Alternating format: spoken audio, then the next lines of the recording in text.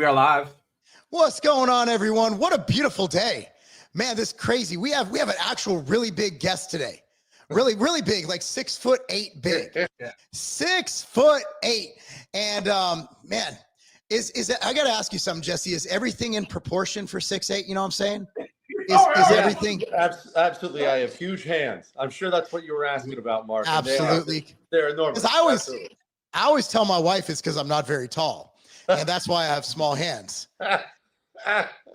Look, my wife, it's actually funny you brought that up. My wife, without missing a beat, because she doesn't understand. She's a woman, doesn't understand that I would find it insulting. As she looked at my hands one day, which are big. I want everyone to see these are big hands. And she said, I don't feel like your hands are that big. And so I'm totally self-conscious about it at this point in time. Like, do I have woman hands? And she said, no, I just don't think they're that big. I was devastated for a whole day. It's like when my wife calls me skinny. My wife looks, you look skinny.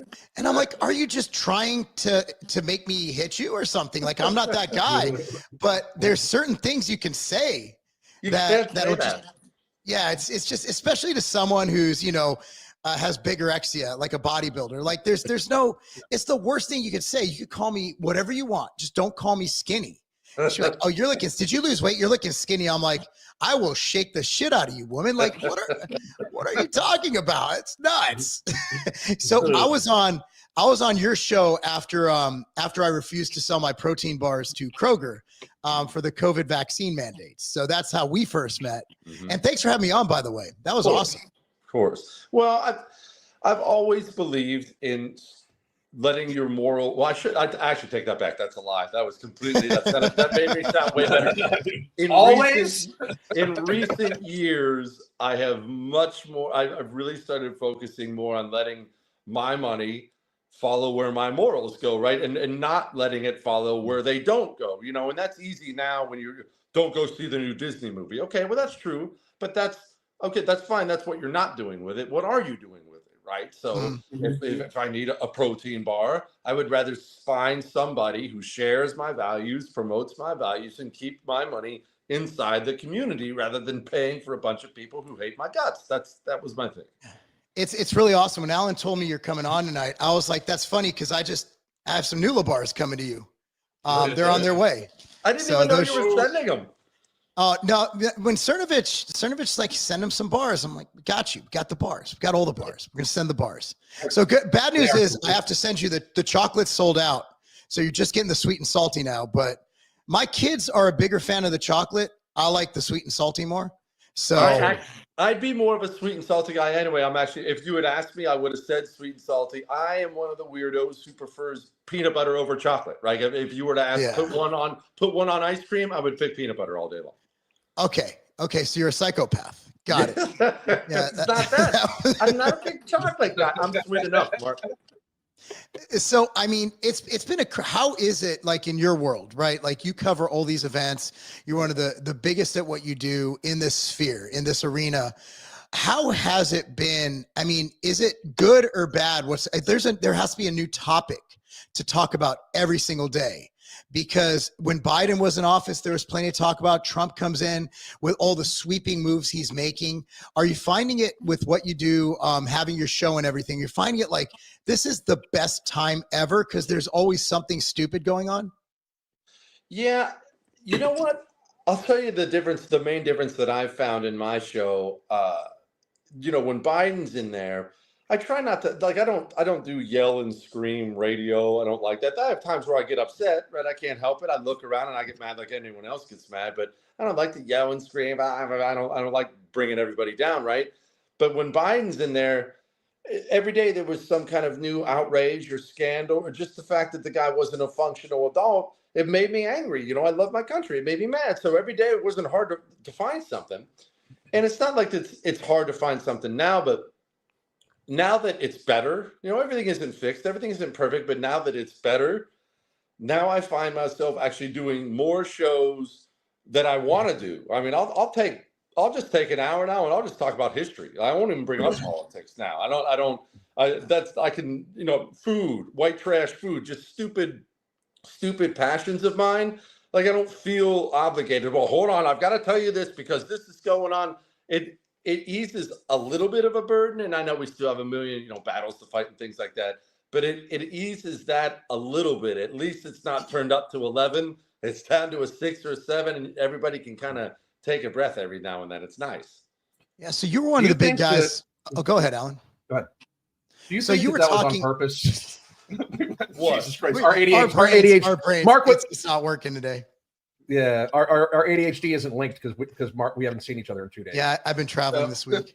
Normally we meld, but do you think that it was like a plan that the Biden administration had to just keep crazy shit happening as much as possible to keep the attention away from Biden?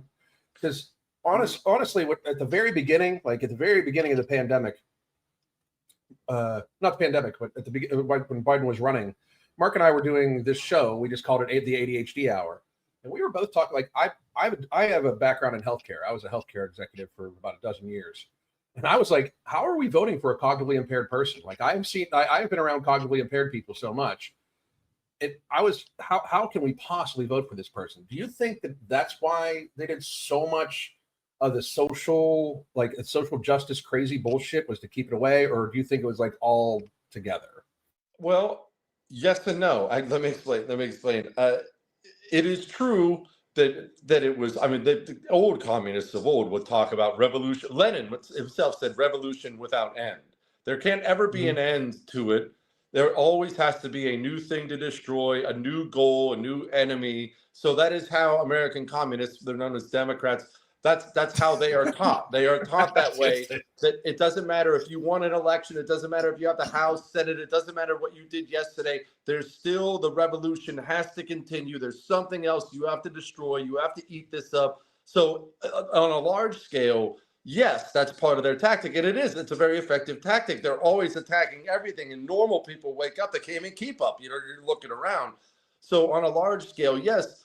But as far as Biden specifically, what we had was, look, part of the job of your president when it's your guy in, this applies to Republicans and Democrats. Part of the job of being the head of your party, the head of your guy, is yes, to carry out the desires of your party, but also keep the worst impulses of your party in check, to keep for the good of the party, right? They never think about the country or something like that. So even a Democrat president, even Obama, who in my opinion was basically the Antichrist, even Obama, who was further left than really any Democrat I've ever known, even he would tell his most rabid Maoist base, no, look, we're not doing that. No, look, we're going to deport illegals. Even Obama deported illegals, right? A lot of them. Even he knew, hey, you can't just overrun the country with criminals. You can't do that. Stop. You shut up. We're going to deport some people. We're not.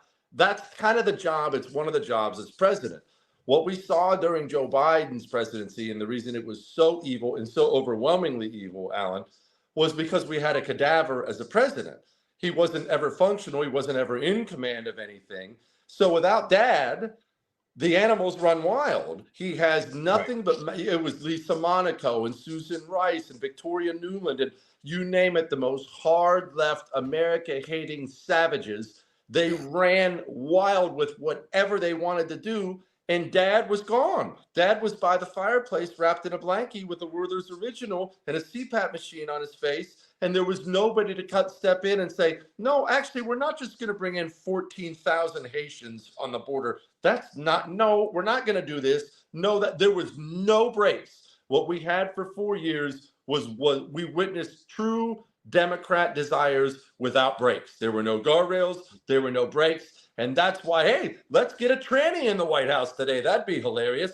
Hey, let's create an app for our phone. We'll bring in more barbarians from Venezuela. That sounds fun. There was nobody who would step up and say, maybe too far. He didn't exist. Mm-hmm. Yeah, you were one of the first ones to really push hard for the national divorce. And do you think that's an actual feasible thing? I actually think it's already happened. I think we had such a mass migration. I think California has a 10% population decrease, and Illinois as well. So I do think a lot of conservatives are just giving up. They're just giving it up. They're just moving out of state.